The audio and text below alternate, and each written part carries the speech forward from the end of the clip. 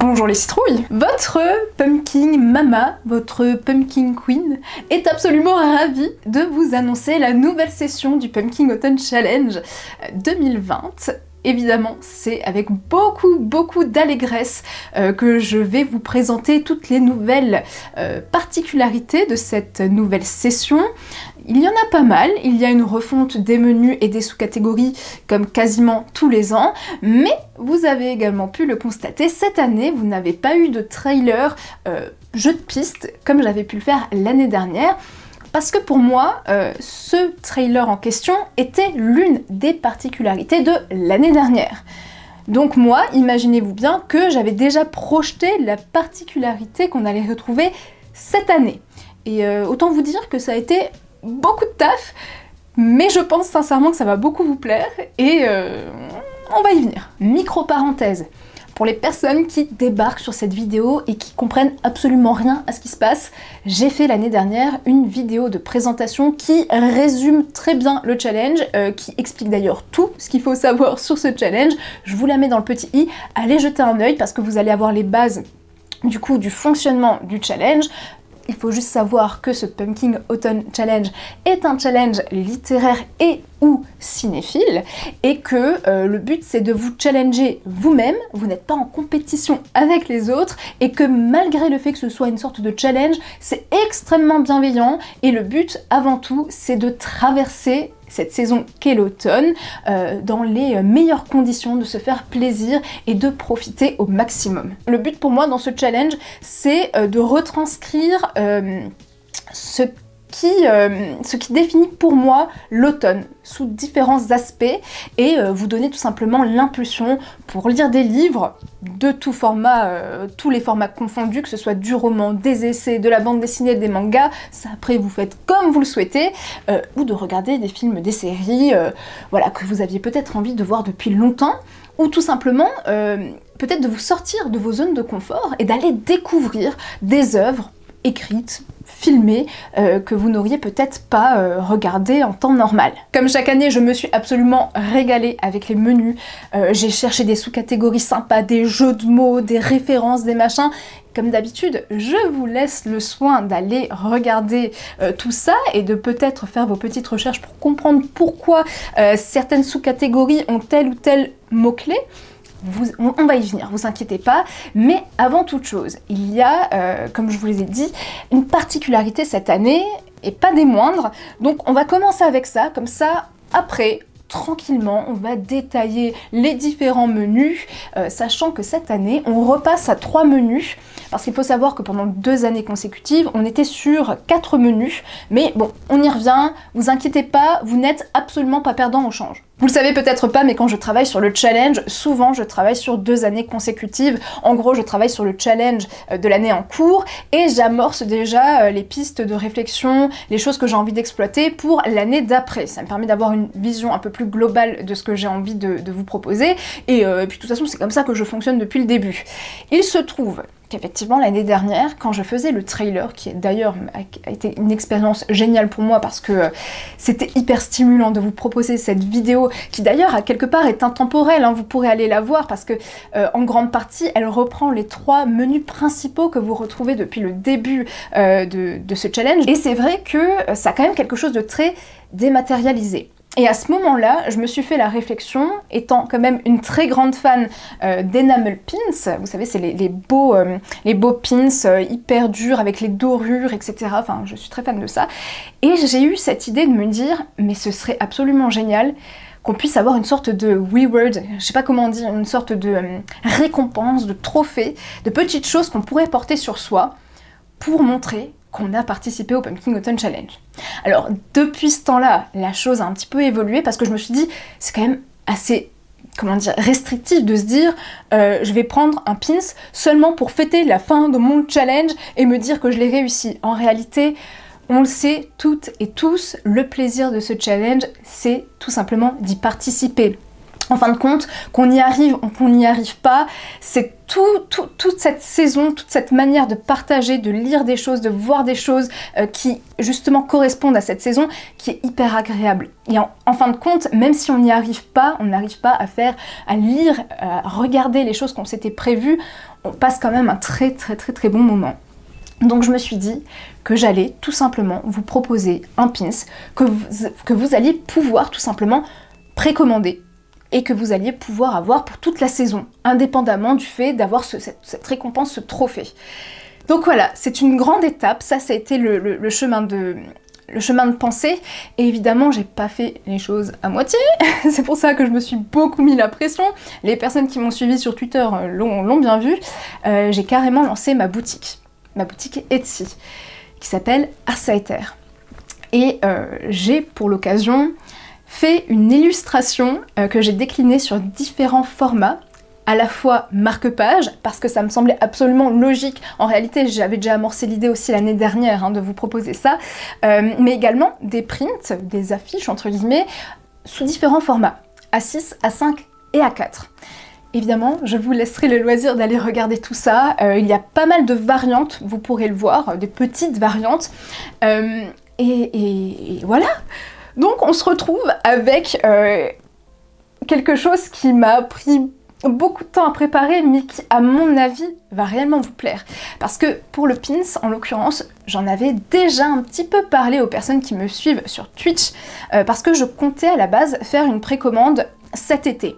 Sauf que je me suis dit que c'était un petit peu triste dans la mesure où vous qui participez à ce challenge ne me suivez pas forcément sur Twitch et que vous alliez entre guillemets louper l'occasion d'avoir votre pins à l'effigie de cet événement-là, la citrouille qui est également mon logo de manière générale et qui me suit un petit peu partout, j'ai l'impression. Vraiment, la citrouille, c'est mon délire. Mais c'est vrai que je me suis dit que c'était mieux de vous proposer la précommande à ce moment-là. Parce que là, il faut savoir que je vais vous laisser entre 5 jours et 1 semaine pour précommander, parce que si je le peux, j'aimerais lancer la production très vite pour que vous puissiez encore en profiter cet automne-là. Alors après, les autres années, vous pourrez vous éclater et le reporter, sachant également que j'ai fait en sorte de faire un design de citrouille qui déjà me ressemble beaucoup, mais qui est aussi, entre guillemets, passe-partout que vous pouvez porter à n'importe quel moment pour n'importe quelle occasion. Vous savez très bien comment je fonctionne, j'aime beaucoup les choses qui créent une ambiance. Par exemple, moi, ma déco, elle a quand même un côté très witchy, pas forcément ici, mais ailleurs dans mon salon, ça fait très sorcière, mais j'aime pas trop quand c'est estampillé. Par exemple, les trucs estampillés Harry Potter, etc. Suivant les cas, c'est pas toujours très joli, c'est pas toujours très sympa à avoir en déco chez soi, et moi, c'était vraiment le but, c'était de pouvoir avoir cette citrouille qui est une jolie citrouille qui représente Halloween, mais vous saurez que ça représente aussi le Pumpkin Autumn Challenge. De toute façon, je vous laisserai le loisir d'aller voir ça, et si vous le souhaitez, précommandez. Vous avez 5 jours, 1 semaine pour faire tout ça, et voilà. Je suis hyper heureuse. Alors évidemment, cette boutique, au fur et à mesure du temps, elle prendra plus de consistance. Je suis en train de travailler évidemment sur d'autres illustrations. C'est quelque chose quand même de manière générale que vous attendiez depuis quelques années. Je sais qu'il y en a pas mal parmi vous qui sur Instagram me disaient depuis des années que je devrais quand même penser à ouvrir une boutique pour proposer mes illustrations. Donc voilà, on y est. Les choses se mettent en place tout doucement et c'est hyper cool pour moi parce que au final, pour celles et ceux qui ne le savent pas, j'ai fait des études d'art. Donc c'est quand même quelque chose qui est très central d'art et d'audiovisuel par la suite. Donc finalement il y a tout qui rentre un petit peu dans l'ordre et c'est à la fois hyper effrayant de lancer une boutique et en même temps c'est une joie, c'est hyper stimulant et ça m'émeut un peu parce que j'ai vraiment fait en sorte de tout prévoir pour que ce lancement soit le plus propre possible et pour que les petits détails soient là si vous effectuez une commande. Donc voilà, c'est la particularité de cette année, la particularité que vous puissiez avoir quelque chose de palpable, estampillé Pumpkin Autumn Challenge. Alors, vous allez le voir sur la boutique, tous les visuels, toutes les affiches marque-pages n'ont pas forcément les mêmes motifs, il y a des petites variantes, mais quoi qu'il arrive, le motif principal de cette année 2020, je l'ai appelé citrouille malicieuse, parce que je la trouve malicieuse. Elle a un petit œil comme ça qui cligne de l'œil comme ça. Je vous mettrai des inserts, vous inquiétez pas, vous aurez une bonne vision de ce que je suis en train de vous dire, mais... grande étape, mais je me dis que c'est quelque chose qui va vous faire plaisir et qui va vous accompagner cette année, l'année prochaine, les autres années. Voilà, c'est quelque chose de palpable et d'hyper, comment dire, satisfaisant.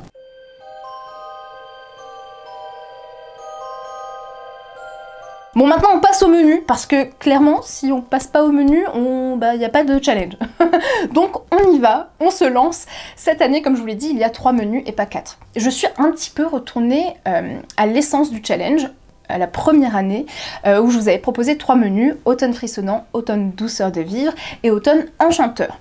Tout simplement parce que cette année, je trouvais pas ça pertinent de vous proposer un 4e menu. Dans la manière dont je voyais les choses que j'avais envie de vous proposer, ça n'avait pas de sens. Voilà, ce ne sera pas le cas l'année prochaine. D'après ce que je projette de faire, normalement il y aura 4 menus l'année prochaine. Mais comme je vous l'ai dit, vous n'êtes pas perdant au change parce que vous avez quand même 12 sous-catégories. Les fois précédentes, vous en aviez entre 12 et 13. Donc vous voyez, on est à peu près raccord. En gros, pour chaque menu, cette année, vous avez 4 sous-catégories. Il y a quand même une petite particularité, une mutation. Il se trouve que nous gardons automne frissonnant, automne douceur de vivre, mais automne enchanteur se transforme en automne des enchantresses. Voilà, c'est quelque chose qui est arrivé très très vite dans ma manière de voir cette nouvelle session. J'avais particulièrement envie de mettre à l'honneur des femmes réelles ou fictives, et de faire graviter certaines choses autour de leur image. Et c'est pour ça que, à quelque part, il y a aussi un petit peu une sorte de changement au niveau de l'essence de ces menus de base. Bon, on s'y retrouve quand même, hein. Il y a quand même des choses qui sont quand même, à mon avis, qui sont intemporelles et qui ne bougeront pas dans ces menus-là, mais il y a des petites mutations, et des mutations qui, moi, me parlent beaucoup. Honnêtement, menu des enchantresses, enfin l'automne des enchantresses, je l'adore. Je l'adore. Alors vous allez voir, il y a aussi d'autres sous-catégories que j'adore parce qu'elles me font mourir de rire. Enfin, elles me font mourir de rire. Je vous survends un truc, je vais être la seule à avoir déjà les refs ou à rigoler. Vous irez faire des recherches. Mais en tout cas, on va commencer avec automne frissonnant. La première sous-catégorie s'appelle « Je suis Médée, vieux crocodile ». Vous irez faire vos petites recherches. Et alors là, c'est le classique du classique du classique du challenge. On est sur trahison, thriller, policier, horreur, épouvante. Alors celui-là, on le retrouve tous les ans. On peut pas faire sans, hein, on est bien d'accord. Ça, c'est un petit peu... c'est ça ou rien. Nous avons ensuite les chimères de la Sylve Rouge, parce que j'ai récemment terminé un livre qui parle de la Sylve Rouge, et... c'était très très très très cool. Au niveau des mots-clés, nous avons gothique, vampire, créature de la nuit, ténèbres, macabre. Vous voyez un petit peu l'ambiance. Et ensuite, nous avons la 3e sous-catégorie qui s'appelle les supplices de la belladone. J'adore. J'adore aussi le nom de cette sous-catégorie. La meuf pas objective du tout. C'est elle qui a créé les sous-catégories, mais quand même, elle se... Ah, ça c'est pas mal. N'importe quoi. Mais j'adore. J'adore les supplices de la belladone. Ça, typiquement, pour être tout à fait transparente avec vous, c'est l'un des titres de sous-catégorie que j'ai eu le plus tôt dans l'année. Je sais pas, j'ai une sorte d'attraction sur ce truc-là, sur la belladone. Donc voilà, et alors là, les supplices de la belladone, il faudra lire un livre à la couverture noire. Simple. Et enfin, 4e sous-catégorie, c'est esprit, es-tu là? Et alors là, très littéral, on est sur fantôme. Fantôme du passé, histoire de famille, historique, classique. Vous voyez, à travers ces mots-clés, vous avez une sorte de cheminement de pensée, et je le trouve pas si incohérent, ce cheminement de pensée. Donc voilà, je trouve que c'est aussi raccord avec ce côté un petit peu frissonnant. Vient ensuite automne, douceur de vivre. Alors là, c'est notre petit doudou hein, de la saison. On l'aime, on le chérit, et la première sous-catégorie s'appelle, tenez-vous bien, il fait un temps épouvantail. Tac. Voilà, je me suis d'ailleurs mis aux couleurs d'un épouvantail. Remarquez, j'adore ce jeu de mots. Voilà, vous voyez, typiquement, c'est le genre de truc, j'ai envie de rigoler. Voilà, on en est à ce stade. Au niveau des mots-clés, on a Halloween, Samhain, automne. Tac. Voilà, simple. Efficace, encore une fois. La 2e sous-catégorie s'appelle siroter un chocolat chaud à la cannelle sous les saules. Là aussi, petite référence. Nous avons au niveau des mots-clés anthropomorphisme, enfance, feel good, cocooning. Alors là, vous êtes vraiment libre, comme chaque année. C'est quelque chose qui revient, hein. C'est aussi quelque chose qui fait partie de l'essence de ce menu-là. Feel good, cocooning, c'est quelque chose qui vous rend bien, qui vous fait du bien. Ça peut être n'importe quoi. Ça peut être une romance, mais ça peut être, je sais pas... un thriller, je sais pas si c'est forcément feel good, mais peut-être qu'il y a des personnes que ça détend. Voilà, je sais pas si c'est bon signe, mais si c'est le cas, n'hésitez pas. Vous voyez ce que je veux dire? C'est quelque chose qui vous fait plaisir.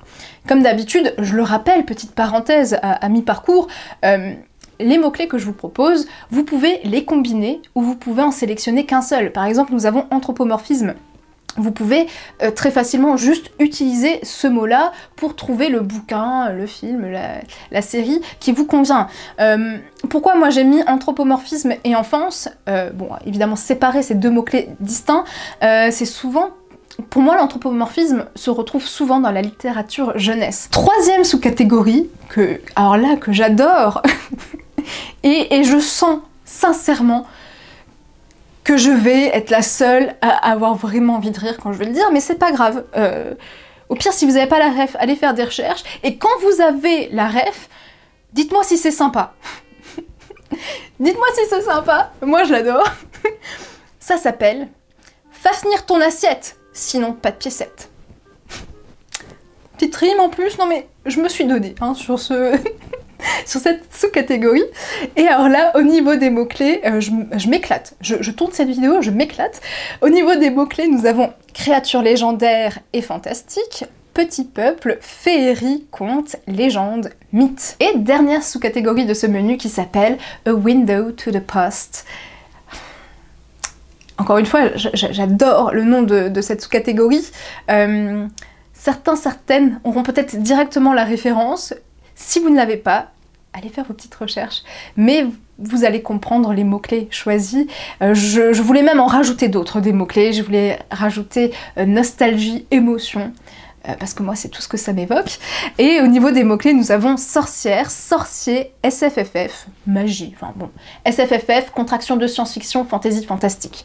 Voilà. Alors après, comme je vous l'ai dit, peut-être laissez-vous porter parce que cette chose... Quand vous allez trouver la référence de A Window to the Past, laissez-vous inspirer par ce que ça vous évoque.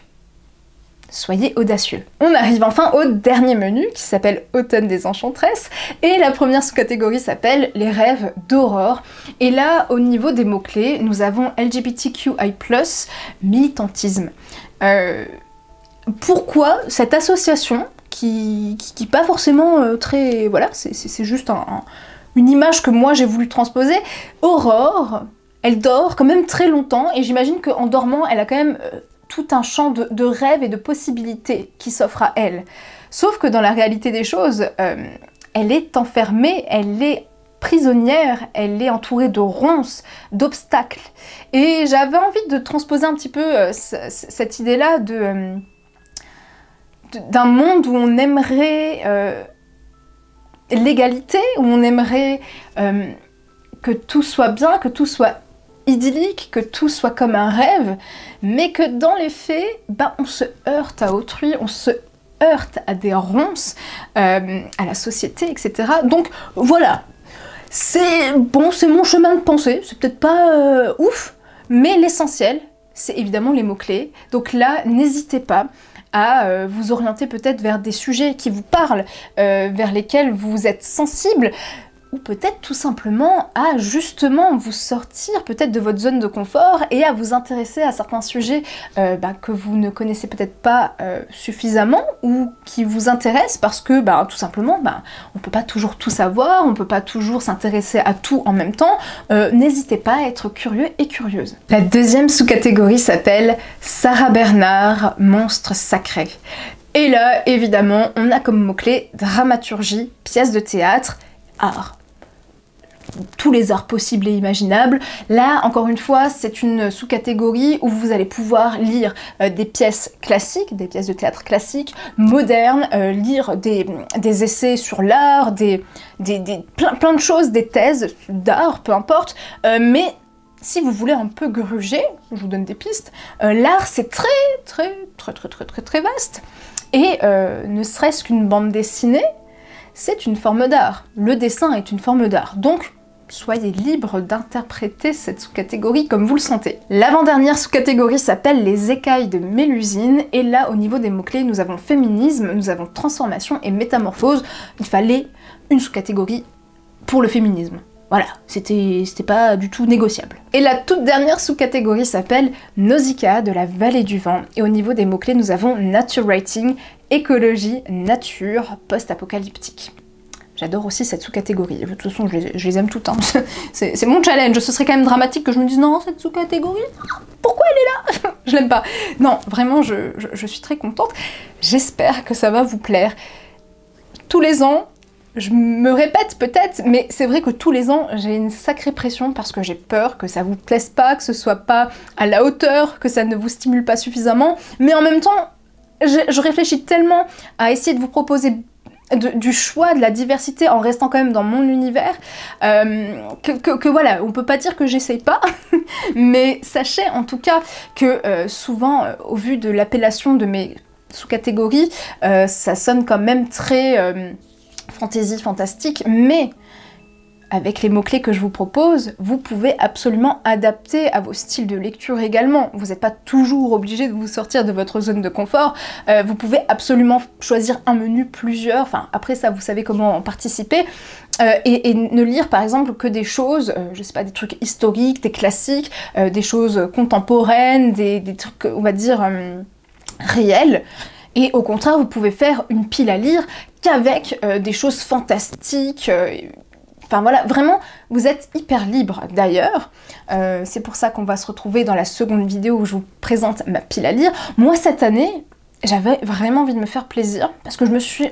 Enfin voilà, j'ai remarqué que, pour être tout à fait honnête, je ne lisais pas énormément de romans les années précédentes, en tout cas l'année dernière et l'année d'avant c'était pas ouf, mais alors l'année dernière c'était catastrophique, et je me suis dit mais moi mon dada, depuis toujours, c'est les choses illustrées. Donc cette année, je me suis fait une pile à lire qui est quand même avec beaucoup de belles choses illustrées. Des bandes dessinées, des albums, des mangas, alors évidemment il y a quand même des romans hein, dans tout le lot, et j'ai super hâte de vous présenter ça parce que, alors déjà, d'une part, ça va vous donner une première impulsion, ça va vous donner des idées pour vous lancer à votre tour dans ce challenge, mais en plus de ça, comme chaque année, j'aime bien trouver des petites manières de gruger et de vous donner aussi des pistes de grugeage, ce mot n'existe pas, mais de manière de détourner un petit peu les menus dans certains cas. Et puis comme d'habitude, je m'efforce de trouver de temps en temps des petits livres qui valent vraiment le coup, enfin des petits d'ailleurs, pas du tout petits, en tout cas des livres qui valent le coup, et il y en a, oui effectivement, que j'ai très hâte de vous présenter parce que il y a deux, trois petites acquisitions qui ont rejoint ma pile à lire il n'y a pas très longtemps et j'ai hâte de vous montrer tout ça. Et je voulais vous rappeler que tous les ans, je vous crée des visuels qui résument tout ce que je viens de vous dire et qui surtout vous donnent le récapitulatif des différents menus sous-catégories, des mots-clés qui sont rattachés aux sous-catégories évidemment, et que ça, vous les retrouverez sur le groupe Facebook du challenge, tout simplement. Et je tenais aussi à préciser pour les personnes qui participent au Club Lecture du Terrier que normalement, là pendant les 3 mois qui vont suivre, donc septembre, octobre et novembre, je vais me calquer sur le Pumpkin Autumn Challenge pour vous proposer des menus voilà, dans ces thématiques-là, tout simplement parce que je sais que dans le Club Lecture, vous êtes quand même assez nombreuses à participer à ce challenge et j'ai pas envie que vous multipliez bêtement les lectures. Moi, ce que j'ai envie, c'est que vous puissiez rentabiliser et valider vos menus quand même. Donc, je vous l'avais déjà dit en live, mais au cas où, pour les personnes qui n'étaient pas au courant, vous avez l'information.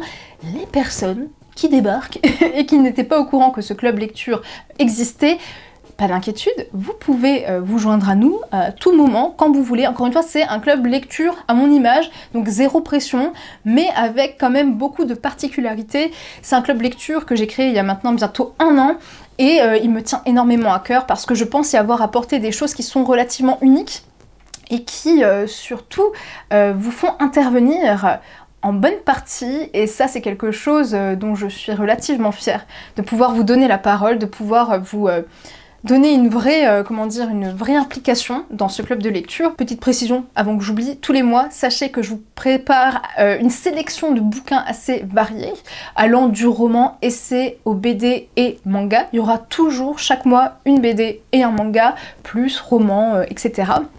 Et que voilà, pas de pression. Mais c'est pas le sujet de cette vidéo. Allez voir sur le Discord si ça vous intéresse.